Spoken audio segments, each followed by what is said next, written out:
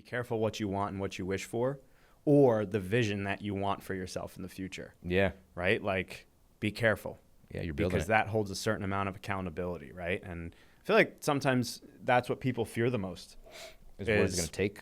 Is what it's going to take, right? Like, knowing that you want to lose 20 pounds or 30 pounds. What are you willing to and do? you what want it to takes? look the part, right? The accountability of that is always looking out for the things you're putting in your mouth. Always looking out for what you're doing physically. Yeah. Always making sure those points are met. And that can be draining. But if you just simply, for me at least, choose and don't look back, it's easy, right? It's very easy. Yeah. This actually was a cool point I heard probably 3 or 4 years ago. Listened to a bunch of motivational content and mentality content with, you ever heard of Bedros Keuilian, the Fit Body Bootcamp guy? I think I have not. he sold Fit Body Bootcamp, which yes, is like yes, that yes. entity, right, of like group workouts. Sold it for a huge amount of money. And he just went on constant social media rampage of just like mentality, strong men, this, that, the third, blah, blah, blah, blah, blah. And one point he said was, everything becomes so much simpler and easier when you just accept the daunting Tasks. crap that you have to do. Like, that's just what you do now. That's it. Just accepting it is the difference, Yeah. right? Rather than, I have to get up today. No, you get to get up. I don't want to take that client at which yesterday, 4:30. Shout out to Josh, you nut. Let's go, Josh. Josh, fuck you, Josh. Right, but I don't want. He doesn't either. No, But well, he's you getting get up to. and coming He's to doing me, it, so and you I'm have to doing show it, up right? for him. Yeah, right. And You that's know? the accountability factor. But it's like, just accept it. Just accept it. And it's hard. I think it's hard to accept it for young people too, in a world where everything is shown, Instant gratification. not worked for. Correct. Right. Social media. It's- I mean, it's kind of the downfall for a lot of people. I think they expect things to be instant and right away, and it's not like that. There's a lot of trial and error and reframing and resetting, and I think that's actually the superpower is your ability to reset, right? Like you're talking about a lot of motivational things you follow, and I do too. And my wall was filled with quotes in high school, right? And even in my office, when you were sitting there, I have on my door, I have what I call the intent wall, and I have everyone leave a quote when they finish up their sessions. And I think it changes people's mindsets because things are hard and things are tough. And how do you keep showing up and just accepting it? That what it is what it is, and keep showing up. This is now. Yeah. Let's keep going. Yeah. And it's not going to be instant. And it's going to take some time. No, and most of it on the wall is about how it's not linear and it's going to take work. 100%. And it reminds them, it's easy for me to tell them, but it's better when they see it from other people who went through it already. Yeah, or they go through it themselves 100%. It's like when we were texting the notes, you were like, let's just go deep. Yeah. All right, get deep to the podcast. Yeah. Now we're getting deep. Now we're getting somewhere deep internally, right? But it's so true because also on the contrary, like motivational quotes, I love the Rocky, the feeding, I brought this up a couple months ago, the Jocko Willenick of like, oh, it's hard. Oh, you just got hurt. Good. Oh, it's how you respond. It's pain. Oh, like this just happened to you. You got fired from your job. Good.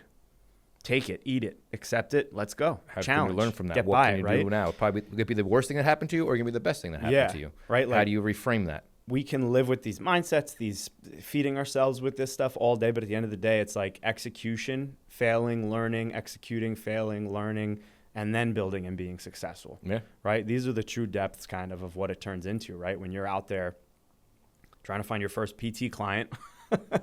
Like, who are you? Yeah. I'm Alex. I'm a former football player. I tore my Achilles. Yeah. Hey, how are you?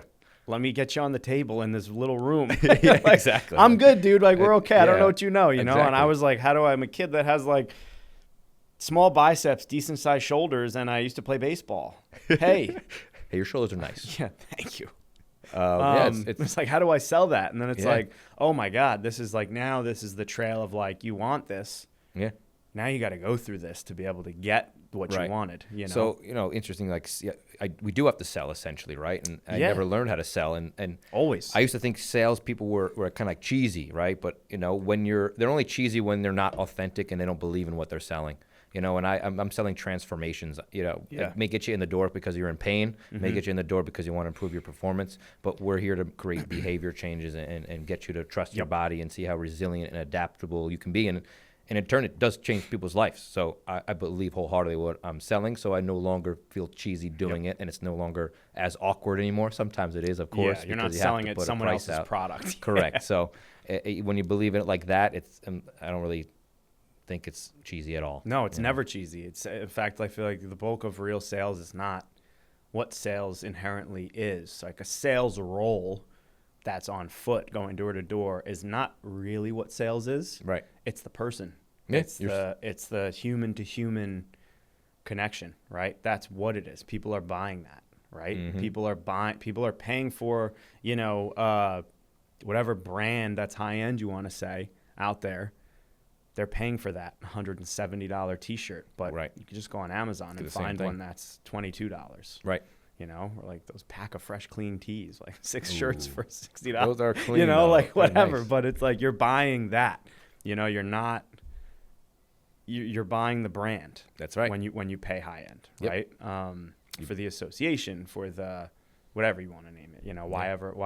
Why a person buys it. Yeah, man. I'm curious too, and this is totally out of left field. I'm curious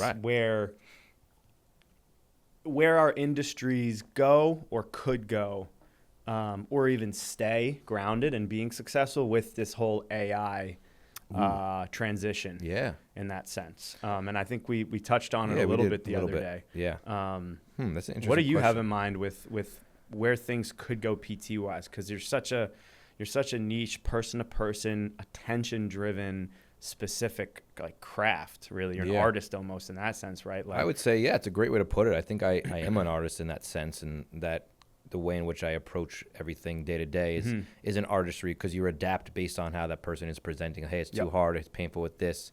Oh, let's move from this angle. Oh, let's actually just change and do this instead. Like, I don't think AI would necessarily be able to do that at this point. This worked Maybe better. Not. This didn't work better. This worked better last time, but today, right. Wait, sure, for the general population, for someone I feel like a knee replacement, could AI create a program for them? Sure. Yes, absolutely. But it doesn't take into account the human person aspect of it. I think it's like a double-edged sword a little bit. I think there's some great stuff it's going to be able to do and help things a little bit easier. Help me like with some of my measurements. Help me with some of my tracking of notes and tracking of measurements for strength and things like that. And sifting through that. That's super helpful. In the aspect of like creating workout plans that are individual, I don't think it would necessarily have the ability to do that from my end, because it's so person dependent, situation dependent, exercise dependent. I could give you both the same list of exercises, but all three of us are going to execute it a little bit differently, right? So it's in the artist, right? You give someone all the cooking ingredients in the kitchen to make something. You get HelloFresh at home. We both get it. We're both going to make it a little bit different, right? The heat's going to be a little different. Yeah, I mean, I don't know. I'm a pretty good cook, brother. I don't know. I'm a pretty good cook. But yeah, everyone's going to, it's all about how you chef it up, and you're an artist, right? So the same thing applies. True. And I don't think AI would be able to necessarily do that at this point. Could it maybe later on? Sure.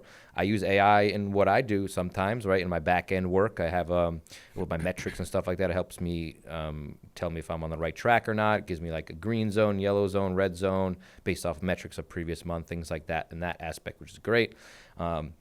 So when I help me like some of my content organization, helps me with some of my newsletter organization, I'll just get out there and start typing up my whole newsletter. Yeah. And I'm like, hey, can you make this sound a little bit better? Because I have no grammar and I can't spell, or sometimes I can't even talk. But so that helps me put everything in a nice sequence, and it helps streamline that process, so I'm not spending as much time editing it. That would take me hours, and now it takes me, a half hour, 45 minutes. So it saves me a little bit of time. You can cover more bases too, just and loosely. Yep, 100%. So double-edged sword from that aspect. What about your side on the strength and conditioning aspect of it? Nothing crazy. I think like we're trying to, like Tyler and Nick, trying to use some stuff definitely on their side to see what is fit for the gym and for the medical side as well. Because we have the ability to sift through what is beneficial and not beneficial. When people go and put their injury or their goals into ChatGPT, they can't sift through it. They're like, oh, I have this, I got cancer, I have a tumor, I have this or that, and I don't think most people have the ability to sift through it the way in which we might. And sometimes that's what I do is like, okay, well, hey, ChatGPT is great and AI is great in some aspect, but the human aspect of it and be able to sift through what's good and bad. You can't. you can't. You're never going to be able. At least I mean, never. I don't know about never. Yeah, true. Never say never. You're never going to be able to make. It's like currently not going to be able to make that on the spot. Yeah. Swap. Correct.